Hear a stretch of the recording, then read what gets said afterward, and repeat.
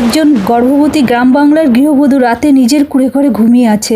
বাইরে প্রবল বৃষ্টি আর ঝড় শুরু হয়েছে। হঠাৎ নদীর জল বেড়ে গিয়ে ঘরে ভেসে যেতে শুরু করে। মহিলার ঘুম ভেঙে আতঙ্কিত হয়ে বলতে থাকে,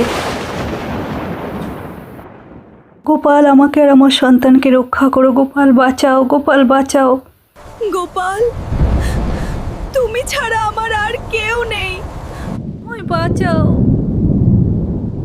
গোপাল ওই মেয়েটির এক বান্ধবীর রূপ ধারণ করে এসে মেয়েটিকে জল থেকে এক নিরাপদ আশ্রয়ে নিয়ে যায়। পরিবেশে এক অদ্ভুত শান্তি অনুভূত হয়।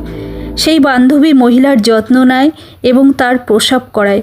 কিছুক্ষণ পর নবজাত শিশুকে মায়ের কোলে দিয়ে মৃদু হেসে বলে, তোমার সন্তান, একে ভালো করে রেখো, এর যত্ন নিও।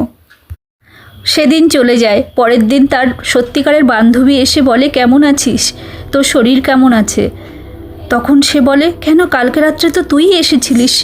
তখন বলে, না তো, কালকে তো আমি আসিনি, কালকে তো আমি বাড়িতেই ছিলাম না, আর অত ঝড় বৃষ্টির মধ্যে কী করে আসবো।